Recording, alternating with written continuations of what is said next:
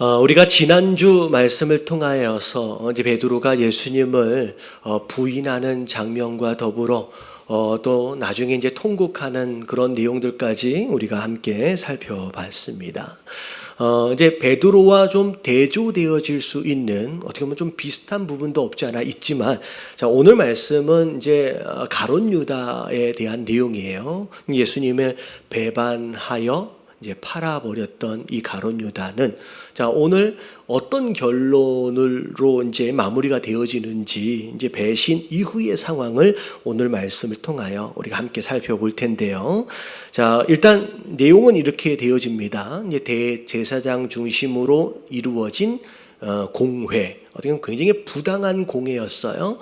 말도 안 되는 재판입니다. 결론이 이미 처음부터 예수님을 죽이기 위해서 재판이 이제 이루어졌죠. 자, 그런 상황 가운데, 자, 결론이 이미 났죠. 예수님을 죽이기로 결정이 되어지고, 그 이후에 일어난 상황입니다. 자, 1절을 보니까, 자, 새벽에 아직 해도 안 떴어요. 이제 급하게 저녁 시간에, 남들 다 자고 있는 시간에 막 일이 진행이 되어지는 거죠.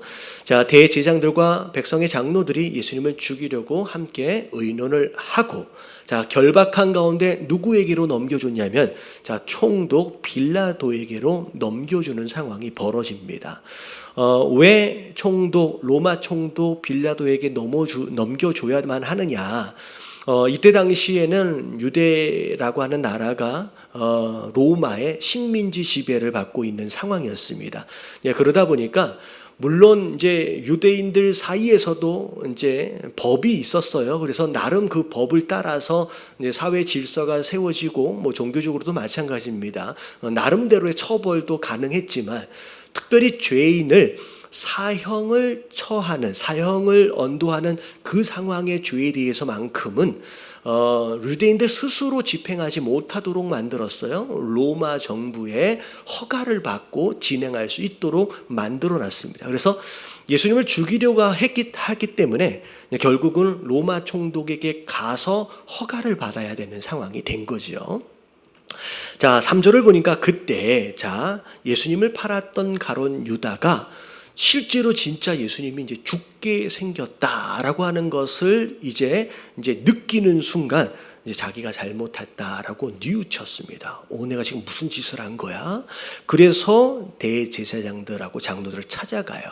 자, 그래서 4절에 하는 얘기를 보니까, 내가 무죄한 피를 팔아서 죄를 범했다, 내가 지금 잘못한 것이다 라고 이야기를 하면서 어떻게 보면 가지고 있는 받았던 은을 돌려주려고 하는 거죠. 근데 자, 그 이야기를 들은 대제사장들이 하는 얘기가 뭐냐면, 그게 무슨 상관이 있느냐는 거예요. 그냥 네가 당하라 라고 이야기를 합니다. 어떻게 보면 같이 일을 벌였어요. 사실은 같이도 아니에요. 원래 계획은 누가 가지고 있었냐면, 이제 대제사장 무리들이 가지고 있었지요. 어떻게 보면 실제로 파는 행위 자체만 가룟 유다가 한 거지, 모든 것은 전부 다 이 대제사장 무리와 장로들에 의해서 진행이 된 것임에도 불구하고 마치 자기들과는 아무런 상관이 없는 것처럼 책임을 전가시킵니다. 네가 다 잘못한 것이라고. 그랬더니, 자, 5절을 보니까 유다가 받은 돈을 성소에다가 그냥 던져버리고 나왔는데, 이 마음에 너무 큰 죄책감이 있었던 것 같아요. 견디질 못하여 어떻게 버렸대요? 스스로 목매어 자결해 버리는 것으로 인생을 마무리해 버립니다. 자, 그 상황에서 6절을 보니까 대제사장들은 너무 뻔뻔해요. 사실 하는 얘기가 보니까 가룟 유다가 던져놓고 간 그 돈, 핏값이래요. 그거는 더러우니까 성전고에 못 집어넣는데요. 다시 말하면 이 말 자체가 그동안 자기네들이 벌여왔던 이 모든 일들이 잘한 거예요, 잘못한 거예요? 잘못된 일이다, 선이 아니다라고 하는 걸 스스로 이야기를 하는 거죠. 자, 그럼에도 불구하고 자기와는 전혀 상관이 없는 것처럼 뻔뻔하게 아무런 양식의 가책을 못 느낍니다. 그리고 나서, 자, 그 버려진 돈을 가지고 토기장이의 밭을 사요. 그래서 지나가다가 어떻게 해서 죽은 나그네의 이제 묘비라 그러는데, 공동묘지, 어떻게 보면 자기 무덤을 스스로 준비할 수 없는 자들을 묻어주는 그런 묘지로 사서 삼았다라는 거죠. 그러고 나서 8절에 그것을 피밭이라고 부르게 됩니다. 자, 근데 그 이후에 9절서부터 나오는 내용은 결국은 이 은, 예수님을 팔았던 이 은으로 결국 이렇게 토기장이의 밭을 사서 공동묘지가 되어지는 이 모든 상황들 자체도 이미 구약에 예언되어져 있었던 것이다 라고 이 예레미야의 말씀을 통하여 이렇게 말씀이 쭉 전개가 되어집니다. 그래서 예레미야 19장에 가서 보면 토기장이의 밭을 사는 그런 예언이 있고요. 그리고 추가로 스가랴 11장 12절서부터 13절까지의 말씀을 보면요, 주보에 이제 나와 있습니다. 그 내용을 보면 토기장이의 밭도 나오고 은 30도 나옵니다. 그리고 그 묘지가 되어진다라고 하는 그런 내용들까지 이미 구약에 다 예언되어졌고, 예수님의 십자가 이 이제 사명을 감당하는 이 모든 상황 안에서 소소하게 하나도 빠짐이 없이 그 예언되어짐이 다 이루어졌다라고 하는 것으로 오늘 말씀이 마무리가 돼요. 자, 사실 오늘 말씀은 굉장히 무거운 내용입니다. 비록 어떻게 보면 가룟 유다, 예수님을 판 자였지만 이제 자살로 인생을 마무리해 버렸어요. 참 무겁고 안타까운 이야기지만, 여러분 이 이야기를 통하여 하나님께서 우리에게 주시는 메시지가 뭔지, 여러분 중요한 어떤 그런 내용들을 우리가 함께 나누고자 합니다. 자, 두 가지로 함께 은혜를 나누고자 하는데요. 자, 첫 번째 내용입니다. 자, 1번 같이 한번 읽어볼게요. 다 같이 시작. 욕심과 분노를 해결하지 않으면 사탄의 사냥감이 된다. 자, 몇 주째 여러분들 제가 계속 반복해서 말씀드리는 내용들 가운데 뭐냐면, 이러면 사단은 아무나 공격하는 게 아니다라고 말씀을 드렸어요. 자, 뭘 주는 사람을 공격한다 그랬어요? 여러분, 틈을 주는 자.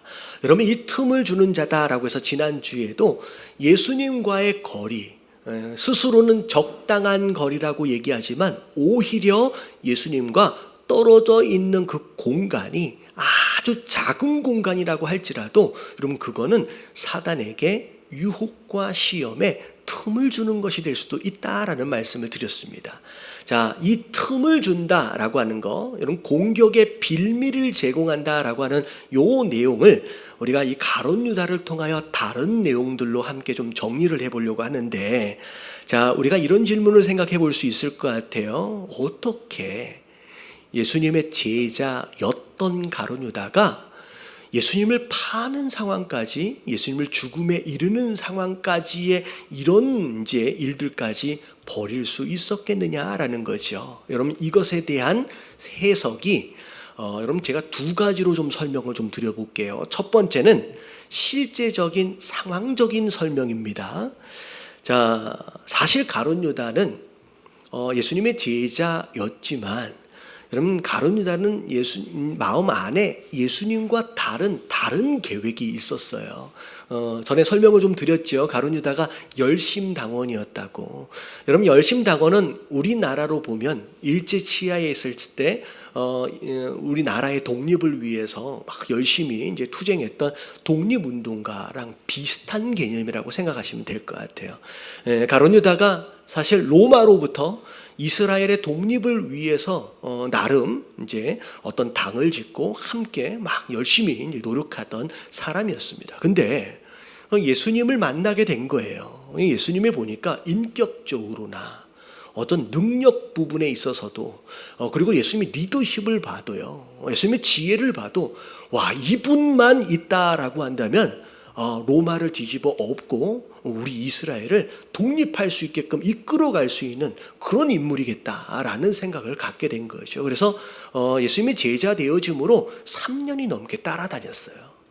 사실 어떤 의미에서 보면 가룟 유다뿐만이 아니라 제자들 또한 그런 마음을 가지고 있었을 겁니다. 근데 자, 갑자기 예수님이 의미심장한 어떤 말씀과 더불어서 예루살렘으로 올라가자는 거예요. 자, 예루살렘으로 올라가자라고 말씀을 하셨을 때 아마 제자들과 더불어 가룟 유다는 큰 기대를 가지고 있었을 겁니다. 자, 우리가 이제 예루살렘에 올라가면 드디어 예수님이 무슨 일을 하시나 보다. 3년 동안 어마어마한 소위 말하면 추동자들 있잖아요. 예수님을 따르는 많은 사람들을 만들어 놨거든요. 그래서 예수님이 예루살렘으로 올라가는 길에 제자들만 동행한 게 아니에요. 굉장히 많은 무리들과 함께 예루살렘으로 올라가고 있는 상황이 된 겁니다. 그래서 막 기대했어요. 와, 드디어 예수님이 내가 그토록 원하는 내 계획이잖아요. 그걸 이루어 주실 수 있겠구나. 근데 예수님이 예루살렘에 올라가시는 길 위에서 최소한 2-3차례 이상을 계속 이상한 말씀만 하시는 거예요. 뭐라고 말씀하세요? 내가 올라가면 로마를 뒤집어 엎겠다는 얘기가 아니라 내가 뭐 하겠다는 거예요. 아니, 장로들에게 잡히시겠대요. 그리고 고난을 당하신대요. 심지어 뭐 하신대요? 십자가에 못 박혀 죽겠다는 거예요. 여러분, 뒤에 나오는 부활 이야기는 들리지도 않아요. 죽겠다는 이야기가 막 되어지니까 제자들도 혼돈스러웠겠지만 가룟 유다는 충격을 받는 거예요. 도대체 내가 뭐 하려고 3년 동안 이 예수를 따라다녔다는 거예요. 자기가 원하는 계획이 있었고 자기가 원하는 무엇인가 있었는데 이게 전체가 다 무너지고 흐트러져 버린 상황이 된 겁니다. 그래서 머리가 굉장히 복잡해졌어요. 예수님에 대하여 굉장히 심란한 마음이 들었어요. 도대체 내가 뭐 한 거지? 왜 예수님이 왜 저러시지? 근데 그런 혼돈스러운 상황들 가운데서 마치 불에다가 기름을 부어버린 것처럼의 사건이 하나가 딱 터집니다. 그게 향유 옥합 사건이에요. 향유 옥합을 드리는 이 여인을 향하여서 정말 가룟 유다가 나서서 한마디 합니다. 이 비싼 걸 왜 그렇게 허비해 버리냐는 거예요. 이걸 가난한 사람들에게 이걸 돈 주고 팔으면 가난한 사람들에게 얼마나 큰 유익이 있겠느냐라고 자기 딴에는 예수님께 칭찬도 받을 수 있을 것 같았고 나름대로 의로움이라고 생각을 하고 한마디 했는데 예수님이 뭐라고 반응하시냐면 네가 틀렸대요. 왜 여자를 괴롭히냐요 하면서 그 여인 앞에서 그리고 제자들이 함께 있는데 앞에서 망신을 당해버렸어요. 예수님의 책망을 통하여 제자 되어진 가룟 유다가 망신을 당했어요. 그랬을 때 처음에는 아마도 예수님 왜 나한테 그래 버리시지? 라고 서운했을 거예요. 근데 가만히 앉아서 예수님 이야기를 듣다 보니까 이 서운함이 뭘로 바뀌냐면 분노로 바뀝니다. 여러분, 마태복음을 보면 그 향유 사건 바로 즉시 이 가룟 유다가 누굴 만나러 가냐면 대제사장을 만나러 가버리는 거예요. 자, 이게 상황적 설명이에요. 내 계획이 흩어져 버렸어요. 내가 원하는 거, 어떻게 보면 예수님을 이용해서 내가 원하는 그 무엇인가를 이루어 볼 수 있다라는 생각을 했는데 그게 지금 무너져 버린 거예요. 여러분, 예수님의 계획하고 자기 계획하고 달라져 버렸어요. 심지어 예수님이 자기를 책망하세요. 그것에 대하여 못 견디는 거예요. 결국은 분노. 여러분, 이 분노가 결국은 예수님을 파는데 이르러 버린 거예요. 그리고 나서 그 감정 때문에 그 서운함 때문에 결국 예수님을 팔아버렸는데 지금 오늘 상황을 보니까 예수님이 죽게 생겼어요. 이제 총독에게 넘겨져서 사형 집행을 기다려야 돼요. 내가 원했던 게 이게 아닌데 이제서야 제정신으로 돌아온 거예요. 내가 지금 무슨 짓을 한 거야? 그러니까 분노에 사로잡혀서 자기 욕심에 사로잡혀서 일을 다 버려놓고 난 다음에 이제서야 정신을 차려서 내가 무슨 짓을 한 거야? 라고 깨닫게 되어지는 상황이 상황적 설명입니다. 근데 여러분, 이 상황적 설명 안에 우리가 잘 들여다봐야 할 내용이 뭐냐면 단순히 욕심, 단순히 감정에 의하여 이런 일이 벌어진 게 아니라는 거예요. 여러분, 그 뒷면에는 누구의 역사가 있었냐면 악한 영, 사단의 역사가 있었습니다. 여러분, 그것에 대한 내용으로 누가복음 22장 3절에 성경이 뭐라고 기록하고 있느냐? 자, 다 같이 한번 읽어봅니다. 시작. 열둘 중에 하나인 가룟신이라 부르는 유다에게 사탄이 들어가니. 자, 이 마음에 뭐가 들어갔대요? 사단이 들어갔다라고 누가복음은 기록하고 있어요. 자, 그리고 요한복음 13장 26절 27절 마지막 만찬을 나누고 있는 그 상황에서도 자, 뭐라고 설명하고 있는지를 볼게요. 자, 27절만 읽어봅니다. 시작. 조각을 받은 후 곧 사탄이 그 속에 들어간지라. 여러분 사단이 그 안으로 들어갔대요. 다시 말하면 영적인 역사예요. 여러분 이게 얼마나 무서운 건지 여러분 우리가 잘 알아야 됩니다. 지금 내가 뭐 하는지도 모르게 마치 악한 영에 사로잡혀서 그냥 정신없이 이루고 난 뒤에 그제서야 깨닫는 거예요. 여러분 이게 얼마나 무서운 건지 제가 그런 얘기를 들은 적이 있어요. 술 좋아하시는 분들은 이런 얘기를 합니다. 처음에는 누가 누굴 먹어요? 내가 술을 먹어요. 근데 나중에 한참 취기가 올라오면 자 뭐가 뭐를 먹기 시작하냐면 뭐가 뭐를 먹기 시작한대요. 여러분 술이 나를 먹기 시작한대요. 여러분 맨 처음엔 내가 의지를 가지고 내가 결정한 거예요. 내가 움직이는 겁니다. 근데 나중에 여기에 빠져버리게 되면요, 그 다음부터는 내 의지와 내 판단과는 상관이 없이 그냥 사로잡혀서 끌려가 버리는 거예요. 제가 아시는 어떤 집사님이 이제는 이제 안 갔습니다. 이제 끊으신 걸로 알고 있어요. 혹시 모르지요. 뭐 벌써 몇 년이 지났으니까. 근데 이분은 맨 처음에 교회 신앙생활 하시기 전에 갬블이라고 하잖아요. 도박, 중독. 그러니까 LA에 사시는 분들은 라스베가스에 비행기 타고 가면요 1시간도 안 되게 도착해요. 근데 처음에 친구 따라 라스베가스에 구경 갔는데 재미로 이렇게 몇 번 땡기다 보니까 뭐 나와. 잃기도 하지만 따기도 하잖아요. 그리고 카드놀이 하는데 재미로 했는데 이게 집에 와서 보니까 이게 하고 놀고서 와서 집에 와서 보니까 자꾸만 생각이 나더래요. 그래서 잠잘 때마다 머릿속에 이게 돈 따면 딸랑딸랑딸랑 소리 떨어지잖아요. 돈 떨어지는 소리. 여러분 이 소리도 여러분 많은 과학적 근거를 따라서 여러분 이게 만들어진 거래요.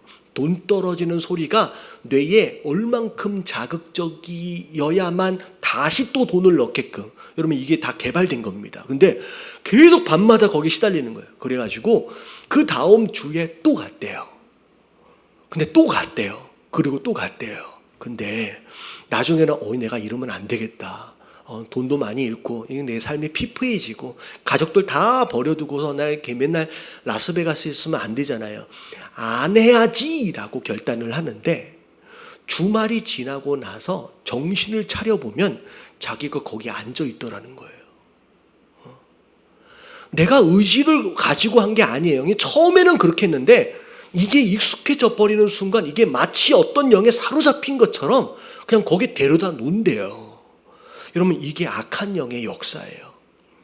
여러분 우리의 신앙생활은 여러분 눈에 보여진 것에 의한 싸움이 아니에요. 여러분 뒤에 여러분 어마어마한 악한 영의 역사가 있습니다. 그래서 에베소서 6장 12절 말씀을 보면 자 같이 한번 읽어봅니다. 시작. 우리의 씨름은 혈과 육을 상대하는 것이 아니요 통치자들과 권세들과 이 어둠의 세상 주관자들과 하늘에 있는 악의 영들을 상대함이라.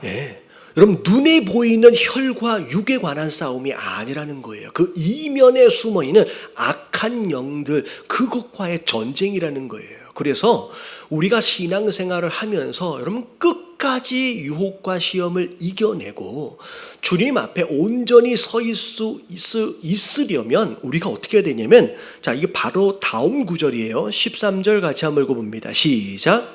그러므로 하나님의 전신갑주를 취하라.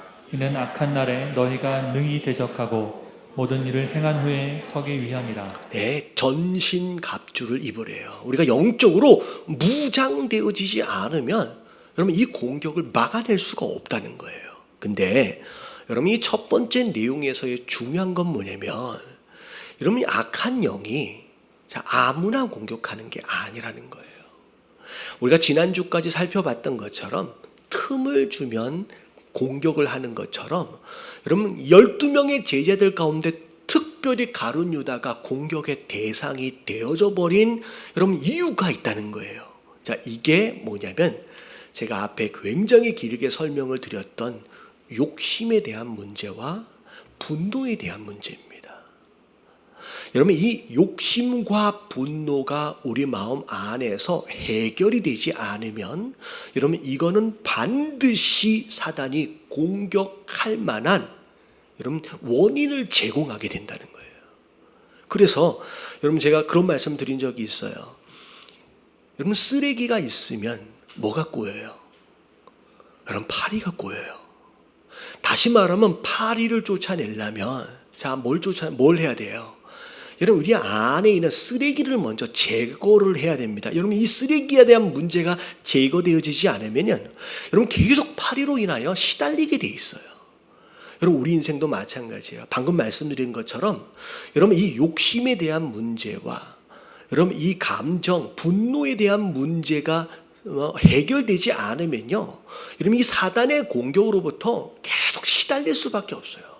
생각해 보세요. 아무리 전신갑주를 입었다 한들 여러분 계속해서 공격해 오는 사단을 과연 우리가 언제까지 버텨낼 수 있겠느냐는 거예요. 여러분 이 두 가지 문제를 여러분 반드시 해결해야 합니다. 특별히 물론 욕심의 문제도 굉장히 무서운 문제인데 특별히 분노에 대한 문제는 여러분 굉장히 우리가 조심할 필요가 있어요. 그래서 에베소서 4장 26절 27절 보면 27절 말씀에 마귀에게 뭘 주지 말래요? 틈을 주지 말라고 말씀을 하시면서 여러분 이 틈은 뭐에 대한 내용이었냐면 26절 같이 한번 읽어봅니다. 시작.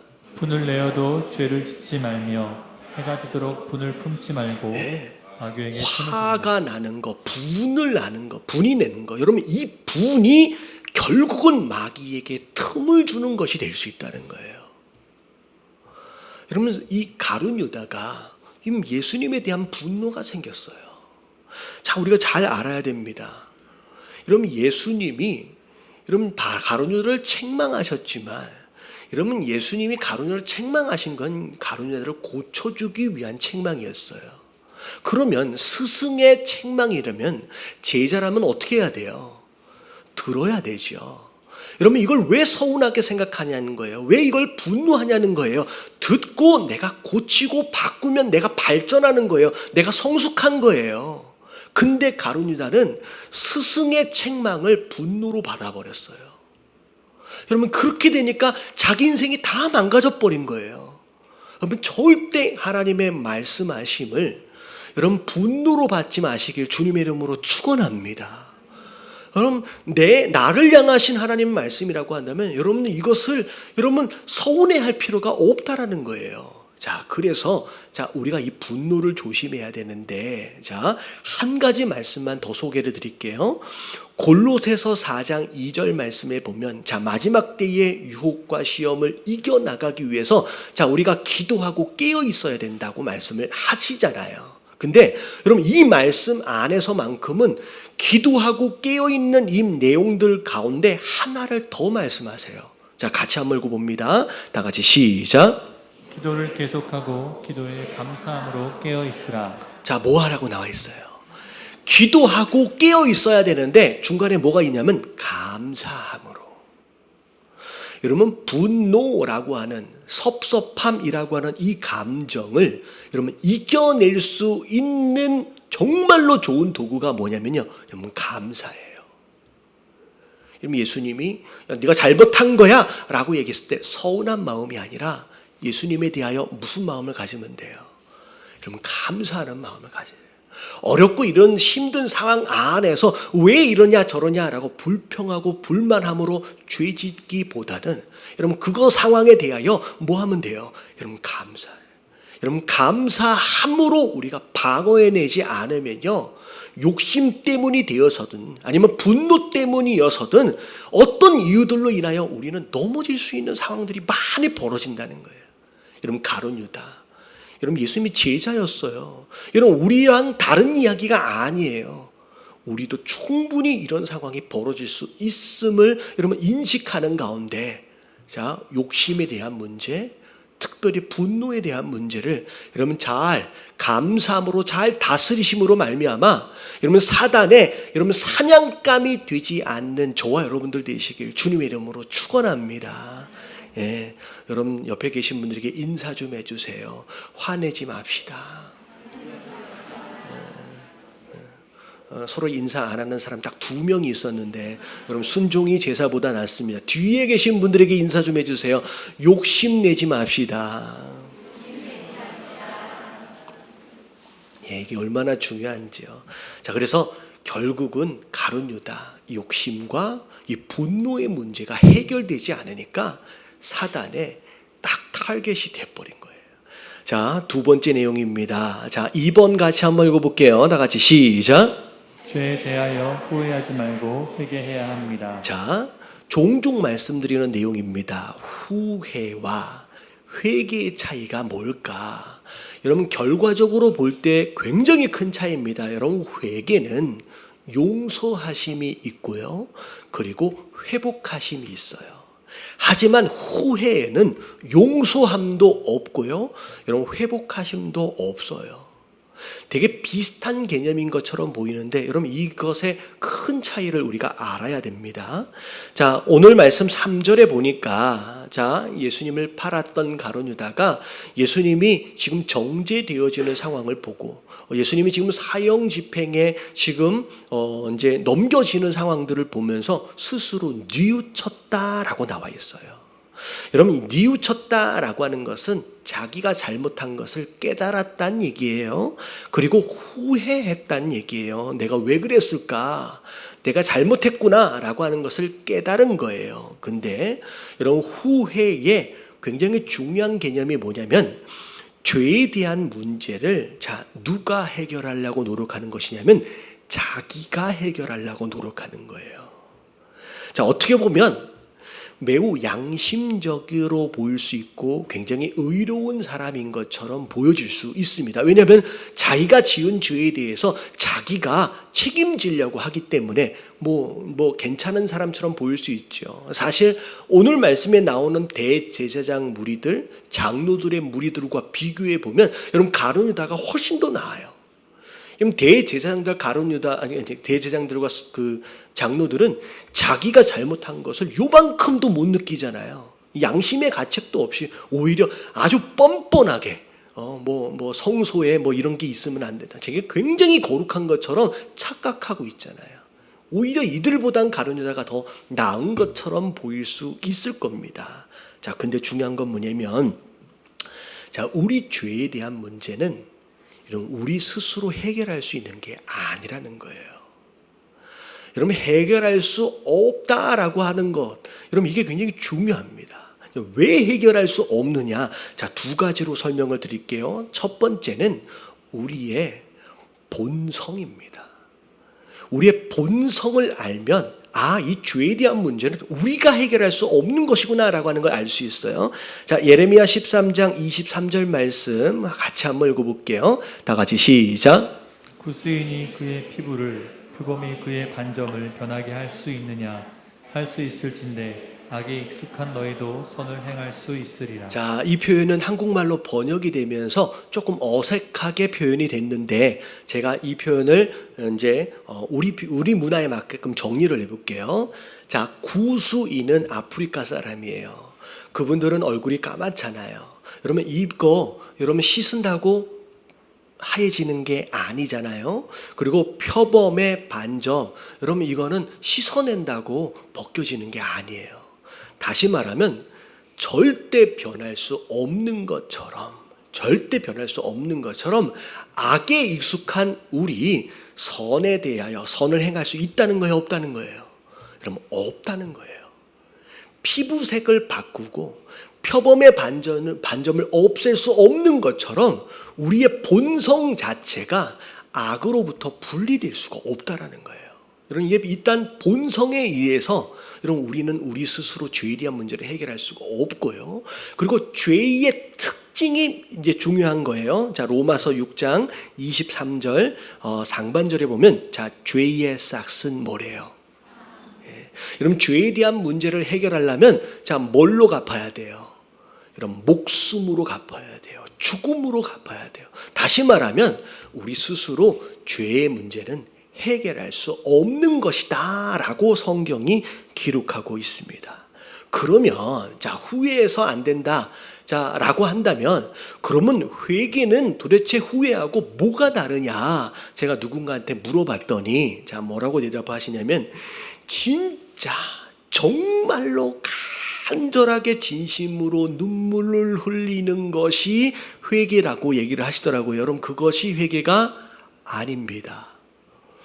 요 말씀 전에 우리가 베드로가 어떻게 했어요? 닭이 딱 우는 순간 예수님 말씀이 떠올라서 어떻게 했대요? 뛰쳐나와가지고 뭐 했어요? 좀 대답 좀 해주세요. 이렇게 통곡했대요. 여러분, 베드로 회개한 거예요? 여러분, 베드로 아직 회개한 거 아니에요.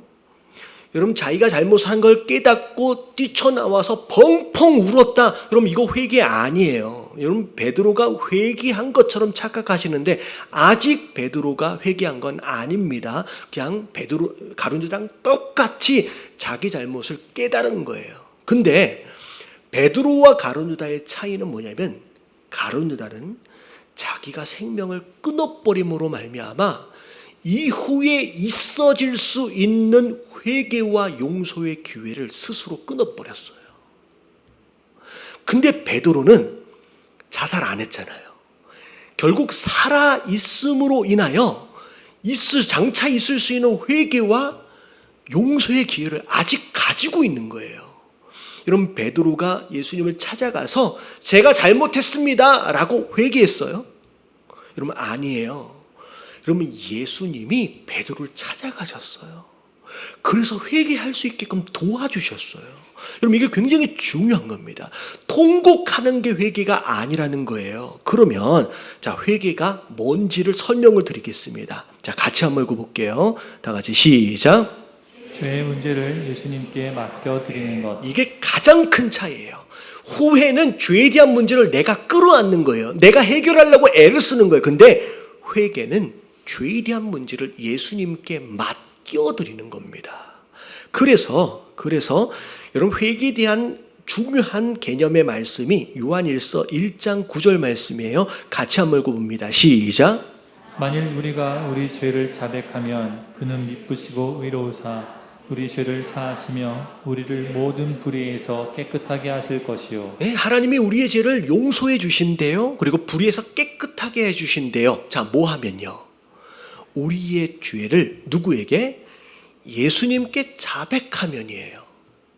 이런 회개는 예수님께 우리의 죄에 대하여 맡겨드리는 거예요. 여러분, 이게 회개입니다. 근데 자, 회개에 원래 원어적 의미가 있어요. 이런 원어적 의미가 뭐냐면, 자, 회개는 뭘 바꾸는 것이다?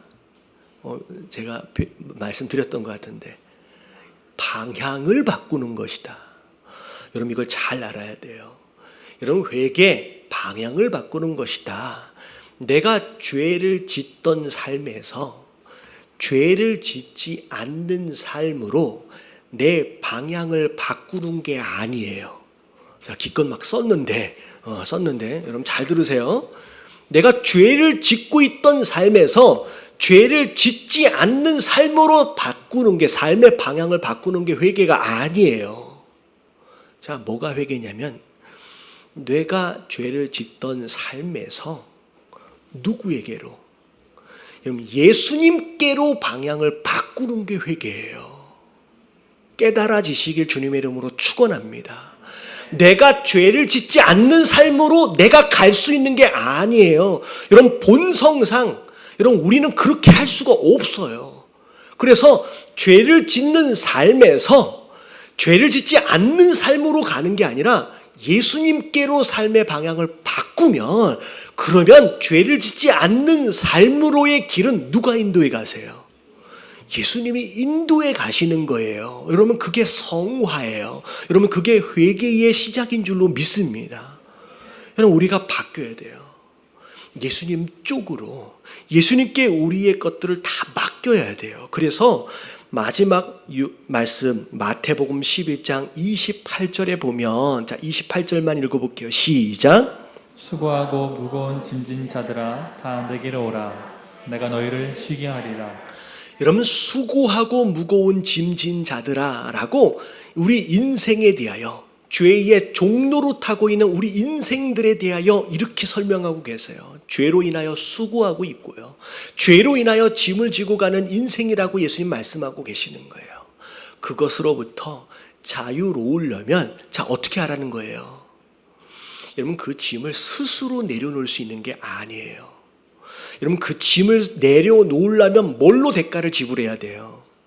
여러분 죽음으로 대가를 지불해야 돼요. 여러분 죄로 인하여 지고 있는 수고와 짐은요 내가 내려놓을 수가 없어요. 왜냐하면 내려놓으려면 죽음으로 대가를 지불해야 돼요. 그래서 이미 죽음으로 대가를 지불해 두신 예수님께 가지고 나오라는 거예요. 그거 나한테 맡기라라고 말씀하시는 거예요. 여러분 짊어지고 가지 마시고 여러분 예수님께 맡겨버리시길 주님의 이름으로 축원합니다. 그러면 그때부터 뭐가 시작되냐면 쉼이 시작되어져요. 나는 마음이 온유하고 겸손하다라고 말씀하시는 거예요.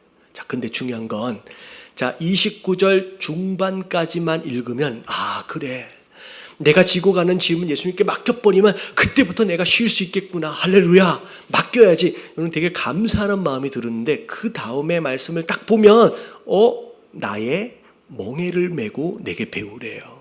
그럼 딱 읽는 순간 속았다라는 느낌이 들 수 있어요. 뭐야 짐 기껏 내려놓으라고 맡기라고 얘기해놓고서 뭐 지어준대요? 여러분 멍에 지어준대요. 여러분 짐이 무서운 것 같아요? 멍에가 무서운 것 같아요? 여러분 뉘앙스로 볼 땐 멍에가 더 무서워요. 왜냐하면 멍에는 소가 쟁기 끌라고 뒤에 어깨에다가 매는 거잖아요. 더 힘들 것 같아요. 근데 멍에를 메고 내게 배우래요. 그럴 때 뭐가 와요? 내 마음에 쉼이 온대요. 여러분 우리 마음의 쉼은 내가 아무것도 안 하고 집에서 맨날 놀고 있다고 쉼이 아니라 여러분 벗어야 할 짐을 벗고 메어야 할 멍에를 잘 메고 있을 때가 진짜 쉼이 된다는 거예요. 여러분 여기서 말하고 있는 멍에는 사명을 의미합니다. 제가 이 말씀을 오래전 내용이 거의 10년 정도 된 것 같아요. 제가 중고등부 아이들에게 이 말씀을 나눴어요. 근데 리더십 중에 누군가가 그런 설명을 하더라고요. 제가 그 학생한테 배운 거예요. 짐을 지고 가면 여러분 가면 갈수록 먼 길을 가면 갈수록 그냥 몸은 힘들기만 해요. 골병만 들어요. 근데 멍에는 내가 한 걸음을 가도요. 이 멍에 뒤에 연결되어 있는 쟁기로 인하여 무슨 일이 일어나요? 땅이 갈아엎어져요. 다시 말하면 짐을 지고 가는 인생은 백날 천날을 살아도요. 골병만 들어요. 근데 멍에를 메고 가는 인생은요. 단 하루 단 한 걸음을 가도 내 걸음으로 인하여 땅이 뒤집어 엎어지고 거기에 생명을 기대할 수 있는 씨앗이 뿌려질 수 있는 가능성을 기대할 수 있는 삶이 되어진다는 거예요. 여러분 깨달아지시길 주님의 이름으로 축원합니다. 여러분 이게 베드로의 삶이에요. 베드로가 실패했어요. 실수했어요. 예수님이 나중에 찾아가시잖아요. 결국 예수님께 그걸 다 내려놓는 거예요. 그래서 예수님 물어보세요. 네가 나를 사랑하느냐? 근데 예수님 뭐라고 말씀하세요? 네가 나를 사랑한다면 내 양을 먹이라 라고 말씀하시네요. 내 양을 치라라고 말씀하시네요. 여러분 이게 바로 예수님 말씀하시는 멍에예요. 결국은 베드로는 짐을 내려놓고 뭘 맸어요? 멍에를 맸어요. 여러분 이 멍에를 맨 삶은 단 하루를 살아도 의미가 있고 보람이 있는 삶을 사는 거예요. 다 벗어놓고 나는 아무것도 안 하는 게 좋겠다라고 하는 삶이 아니라 여러분 사명을 메고 매일매일 삶이 보람이 있는 의미가 있는 그래서 내 하루의 삶으로 말미암아 생명을 기대할 수 있는 여러분 그런 삶을 사는 것이 여러분 성도 되어짐의 바른 삶의 모습임을 여러분 깨달으시는 저와 여러분들 되시길 주님의 이름으로 축원합니다.